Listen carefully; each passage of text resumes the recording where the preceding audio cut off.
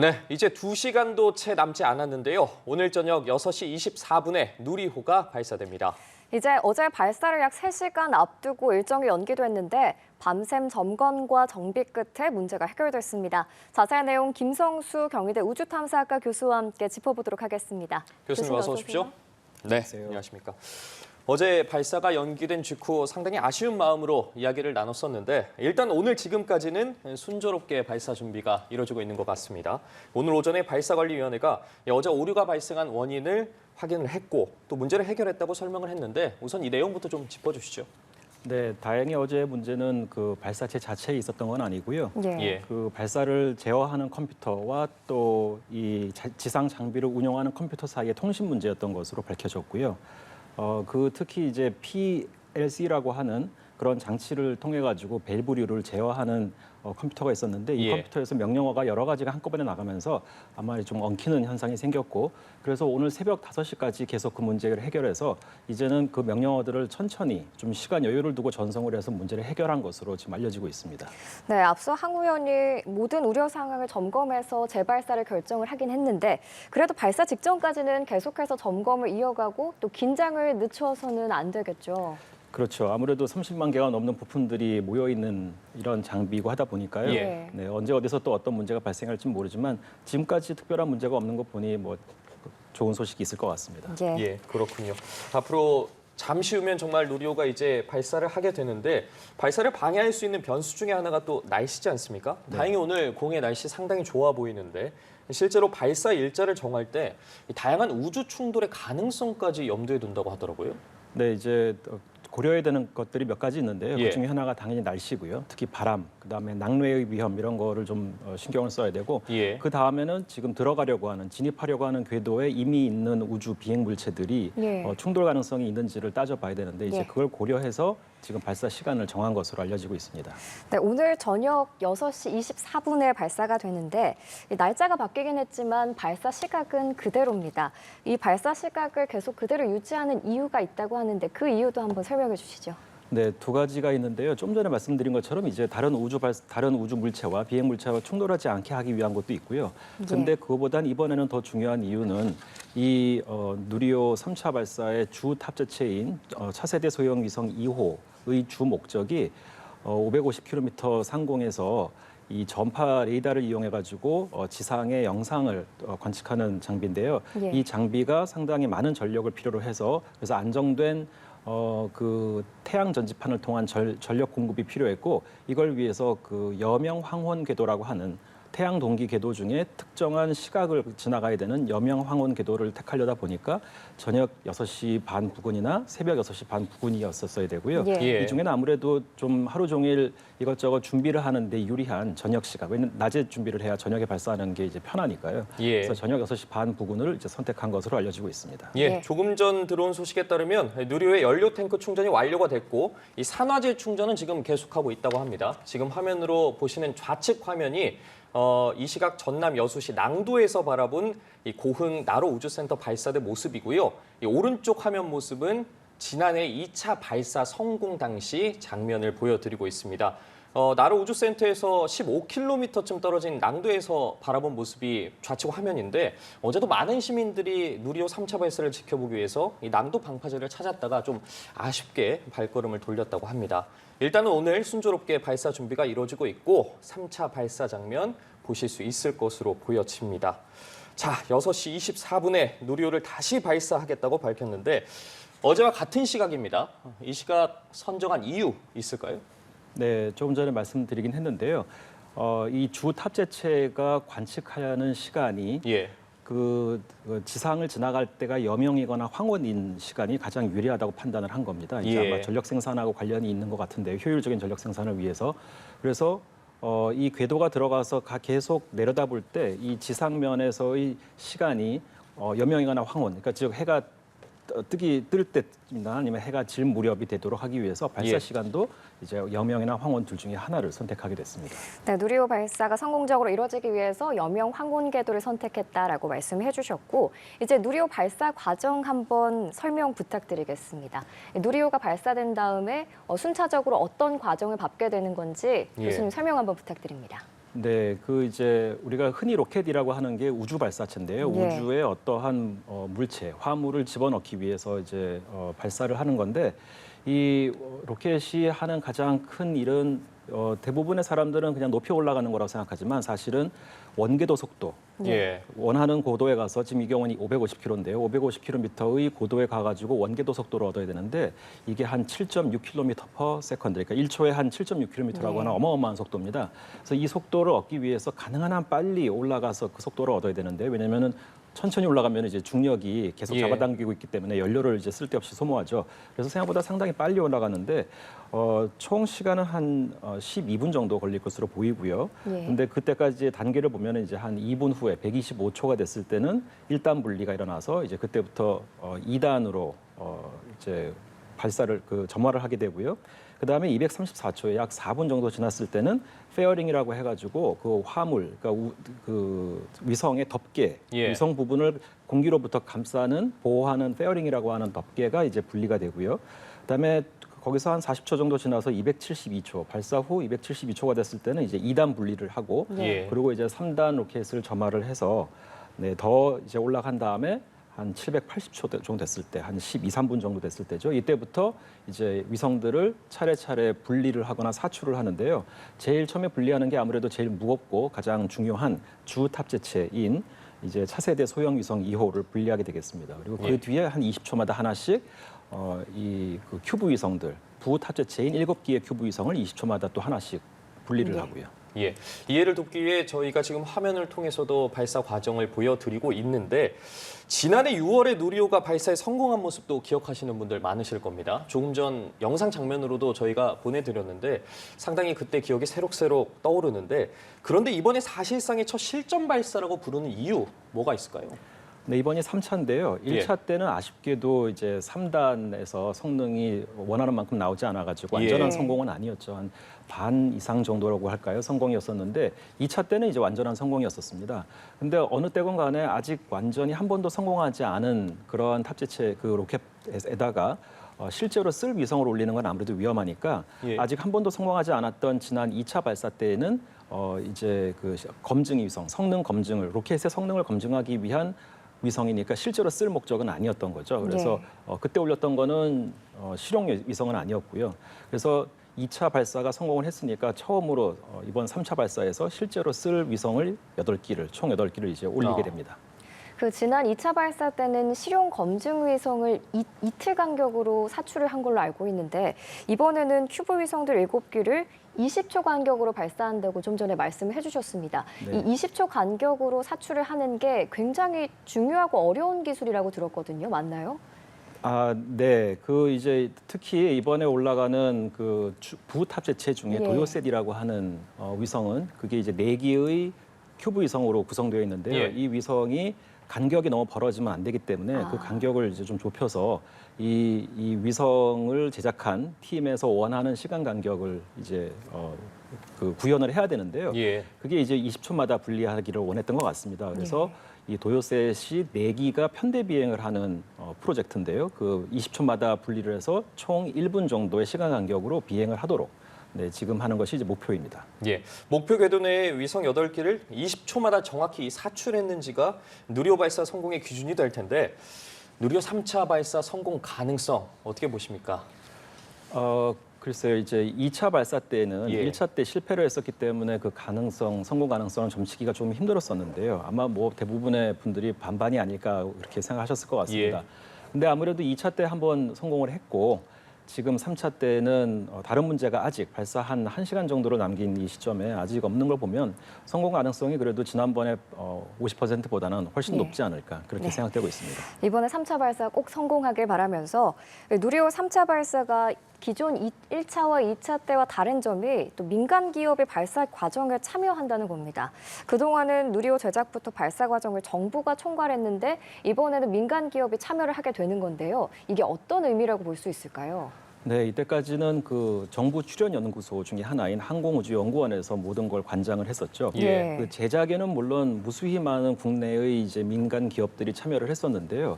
이 발사를 통제하고 운영을 하고 하는 모든 작업은 이제 항공우주연구원이 이때까지 갖고 있던 노하우와 기술로 다 관여를 했었습니다. 예. 근데 아무래도 앞으로 지금 뉴스페이스 시대를 맞이해가지고 민간 기업의 활약이 반드시 필요하고 이미 미국에서는 스페이스 X등을 통해가지고 그게 이루어지고 있는데요. 우리나라도 가까운 미래에 이게 가능해지려면은 이제 조금이라도 이른 시점부터 항공우주연구원이 갖고 있는 노하우와 이제 기술력 이런 것들을 민간 기업에 넘겼어야 됐고요. 예. 그래서 작년에 이제 체계 종합 기업이라고 하는 거를 선정을 했는데 한국항공이라고 하는 카이와 그다음에 한화 에어로스페이스 두 회사가 경쟁을 해서 한화가 이제 선정이 됐고요. 그래서 그 다음부터 지금까지 한화가 이 항공우주연구원하고 같이 협력을 해가지고 이번 발사에 어느 정도 참여를 하는 훈련을 해왔고 이번에 이제 실제로 참여를 하겠습니다. 그리고 이제 4차, 5차, 6차 발사가 되면은 이 한화 체계 종합기업으로서 한화가 이 발사에 참여하는 예. 이제 비중이 조금씩 더 높아질 겁니다. 앞서 잠깐 언급을 해주셨는데 우주 개발 분야가 뭐 스페이스X나 블루오리진 등 이 민간 기업이 주도하는 뉴스페이스 시대를 그야말로 맞고 있습니다. 이번 발사를 계기로 머지않은 미래에 우리 민간 기업들도 좀 발사 운영을 할 수 있을 것으로 보여지는데 어떠한 기대점들이 있을까요? 이번 발사를 통해서? 네, 지금 누리호는 두 번째 그 한국형 우주 발사체입니다. 예. KSLV-2라고 하죠. 옛날에 나로호가 첫 번째 단계였고 그리고 올해부터 이제 차세대 또 그 우주 발사체 프로그램이 시작돼서요. 앞으로 10년에 걸쳐 가지고 이제 3단계 KSLV-3가 시작되는데 그때는 또 이 2단계 때보다 훨씬 더 많은 민간 기업의 참여가 있을 것으로 생각되고 결국은 이 KSLV-3의 개발을 통해 가지고 그 기술이 민간 기업을 통해 가지고 이제 우리가 그 우주 발사체 서비스 시장에 진입할 수 있게끔 하는 게 목표가 될 것으로 보이고 있습니다. 예. 스페이스X나 뭐 블루 오리진 등이 있는데 우리나라의 민간 기업들 경쟁력 혹시 어떻게 보십니까? 이 기업들과 비교해서? 네, 그 스페이스X도 예. 그렇고 블루 오리진도 그렇고 버진 갈랙틱이라는 데다가 이제 또 좀 유명한데요. 우주여행 이런 것 때문에 몇 년 전에 이제 처음으로 80km 상공까지 사람들을 우주 여행을 보낸 적이 있었었죠. 근데 그 기업들도 2000년대 초반부터 이제 준비를 했는데 이 회사들이 그 기대보다는 상당히 빠르게 발전을 해서 예. 이 스페이스X의 경우에는 2010년대 중반에 이미 전 세계에서 발사체 시장에서 이제 거의 선두에 위치를 했거든요. 그 15년이 채 안 걸렸었습니다. 근데 이번에 이제 우리 KSLV-2 이번 누리호 개발에 한화를 비롯해서 한국항공이라든가 이런 데가 많이 참여를 했고요. 그래서 이 어느 정도 이제 기술력이 다져졌으니까 아마 2030년대에는 뭐 스페이스X만큼의 규모는 아니더라도 또 한국에서의 제2의 제3의 이제 스페이스X 같은 회사들이 또 나와줬으면 하는 마음입니다. 네, 지금 화면으로 보시면 계속해서 이 시각 전남 여수 낭도에서 바라본 누리호 발사체 모습 보고 계신데요. 이 누리호 발사체가 기립된 상태로 발사를 기다리고 있는데 그 옆에 보면 엄빌리칼 타워라고 하나요? 이게 누리호에 연결돼 있어요. 이 엄빌리칼 타워의 역할은 뭔지도 설명 부탁드릴게요. 네, 그 엄빌리칼 타워는 이제 그 엄빌리칼이라는 게 탯줄의라는 뜻이죠. 네. 탯줄과 관련되는 영어 단어인데요. 이게 액체 로켓이다 보니까 연료, 산화제, 또 산화제 탱크 안에 들어가는 헬륨 가스, 헬륨 액화 그 가스들 이런 거를 집어넣어야 되는데 네. 이런 것들을 공급을 하고 또 전원도 연결을 하고 그다음에 그 로켓에 있는 장비들하고 통신도 하는 그런 장비가 되겠습니다. 그래서 이제 발사 직전에 특히나 굉장히 중요한 역할을 하는 장비가 되겠습니다. 네, 지금 액체 산화 연료를 사용한다고 말씀을 해주셨는데 네. 그 이전에는 고체 연료를 사용했었나요? 네, 나로호 때는 KSLV-1이죠. 네. 그때는 일단은 러시아가 주로 제작을 맡아서 액체 그 연료를 썼고요. 예. 2단을 우리나라가 이제 도맡았는데 그때는 고체 연료를 썼었습니다. 아. 근데 이번 누리호는 이제 1, 2, 3단이 다 우리 기술로 되어 있고 또 액체 연료를 썼고요. 네, 알겠습니다. 예. 이야기 좀 더 이어가 보면요. 우주 산업의 이 경제적인 가치가 사실 점점 커지고 있지 않습니까? 이 누리호가 발사체 기술 국산화를 이루는 데 이어서 선진국들이 사실 독점하고 있는 핵심 위성 기술을 확보하기 위한 도전을 이어가고 있는 상황인데 앞으로 남은 과제들 어떻게 봐야 될까요? 지금까지는 항공우주연구원이 이런 모든 로켓 제작, 발사 이런 것들을 뭐 독점 일부러 한 건 아니지만요. 이제 거의 모든 것을 주관을 하다시피 했는데 이제 이번 누리호 3차 발사 때부터는 그 체계 종합 기업을 끌어들여 가지고 기술을 전수하고 있지 않습니까? 결국 예. 이제 이런 노력이 앞으로도 계속 돼야 될 거라고 보고요. 그리고 또 국내에 이제 지금 이미 참여하고 있는 한화나 뭐 한국항공이나 이런 기업들 말고 다른 또 기업들도 많이 참여하면 2030년대, 40년대에 가서는 그래도 우리가 우리 경제 규모에 맞는 우주 발사 능력을 충분히 갖출 수 있지 않을까 그렇게 생각이 듭니다. 예. 네, 저희가 2차 발사를 성공했을 때는 세계 7번째 우주 강국이 됐다 이런 얘기가 나왔거든요. 지금 선진국과 비교해 보면 저희 우주 개발 산업 어느 정도 궤도에 올랐다고 볼 수 있을까요? 네, 그때 언론에서 아무래도 조금 더 그 자긍심, 우리나라 예. 사람들에게 자긍심을 예. 더 불러일으켜 주려고 그때 7번째다 이런 얘기를 했었는데요. 예. 사실 그때 7번째는 유럽을 하나의 나라로 계산했기 때문이었습니다. 근데 유럽의 이제 우주 강국이라 그러면은 프랑스, 독일, 이태리, 그다음에 영국 등인데요. 그래서 이 나라들을 다 세면은 우리가 한 10번째쯤이 됩니다. 근데 우리나라의 지금 경제 규모가 한 12에서 12위 정도 하죠. 이제 어느 기관에서 발표에 따라 약간 다른데 그래서 우리나라의 경제 규모에 비해서 지금 우리가 우주 발사가 10번째라고 하는 거는 그렇게 늦은 것도 아니고 아주 이른 것도 아니라고 보여집니다. 예. 저희가 조금 전 속보로도 전해드렸는데 연료 탱크의 충전이 이제 완료가 됐고 곧 산화제 충전이 마무리가 된다고 하는데 이제 이 산화제 충전까지만 마무리가 되면 발사까지 전혀 문제가 없는 겁니까? 그렇지는 않고요. 예. 다른 나라의 또 다른 그 우주 발사체의 경우에서도 보면은 직전에 가서도 멈춘 적이 있기는 합니다. 예. 그래서 직전까지도 사실은 마음을 놓을 수는 없긴 한데요. 그래도 우리 작년에 있었던 2차 발사 때 다른 문제 없이 성공을 했으니 이번에도 뭐 무사히 발사까지 가지는 않을까 그런 생각이 듭니다.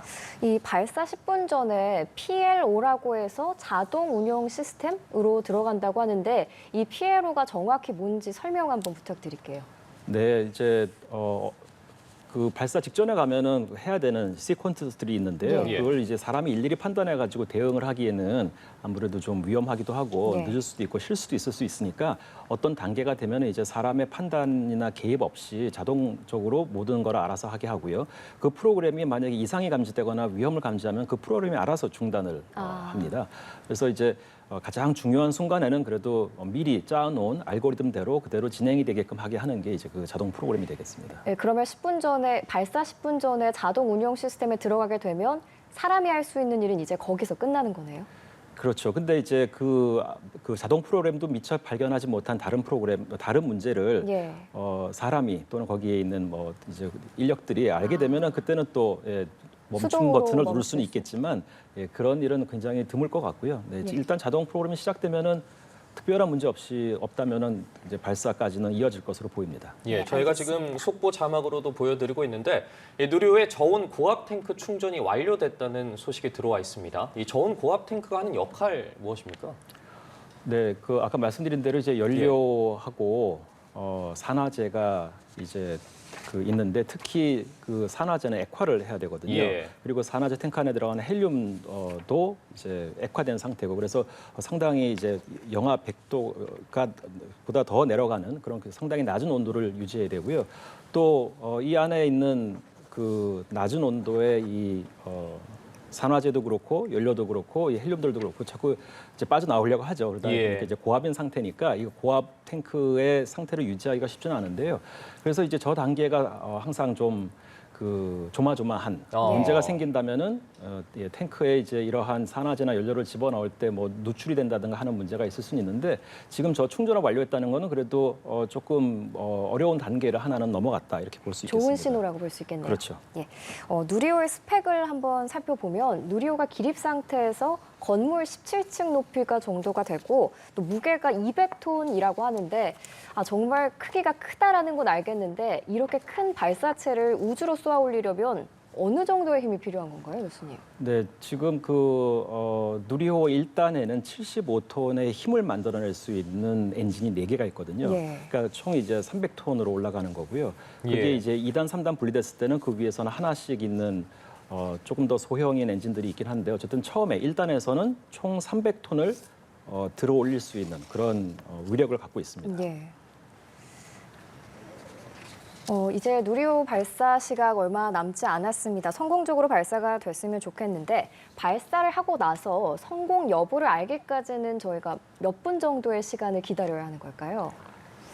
일단은 그 위성들을 분리해내고 있을 때는 어느 정도 목표한 고도에 올라갔다는 걸 의미하거든요. 예. 이번 경우에는 550km가 되겠죠. 그래서 550km에 올라가서 분리를 하는 걸 보면은 일단은 어느 정도 성공했다는 걸 알 수가 있고요. 만약에 네. 거기까지 못 갔다면 이제 분리 시퀀스까지 들어가지도 않을 것 같으니까요. 근데 이제 문제는 550km에 갔다 하더라도 정말로 목표했던 어떤 특정한 원궤도면 원궤도 아니면 타원 궤도면 타원 궤도에 제대로 들어갔는지를 확인을 하려면 조금 더 시간은 걸릴 것 같고요. 그 항공우주연구원의 공식적인 발표에 따르면은 완벽하게 제대로 됐는지를 알려면은 그래도 그 다음 날이 돼야 되지 않느냐 이제 이런 얘기도 나온 적이 있었는데 일단은 12분 이상 지난 다음에 위성 분리가 시작되면은 그때는 어느 정도 예. 는 확인할 수 있을 거라고 볼 수 있습니다. 예. 이제 1시간 10분 조금 넘게 남았는데 이 누리호의 저온 고압 탱크까지 충전이 완료가 됐고 남은 시간 동안 마지막으로 좀 주의를 기울여야 하는 부분, 좀 관심 있게 봐야 하는 부분이 있을까요? 글쎄요. 네, 뭐 이제 그냥 기다려야 날씨나 되는 이런 때가 것들이 아닌가 좀- 네, 싶습니다. 지금 날씨는 그렇게 갑자기 예. 바람이 많이 부는 날은 아닌 거라고 지금 보여지고 있고요. 예. 예. 네, 뭐 가장 문제가 되는 건 바람하고 낙뢰일 텐데 지금 기상 상태로 봐서는 특별한 문제는 없어 보입니다. 네, 대한민국 땅에서 대한민국 발사체 누리호가 대한민국의 위성을 싣고 우주로 향하는 여정 이제 얼마 남지 않았습니다. 누리호 3차 발상의 성공을 기원하면서 이 시간 대담은 여기서 마치도록 하겠습니다. 지금까지 김성수 경희대 우주탐사과 교수 모시고 얘기 들어봤습니다. 고맙습니다. 말씀 고맙습니다.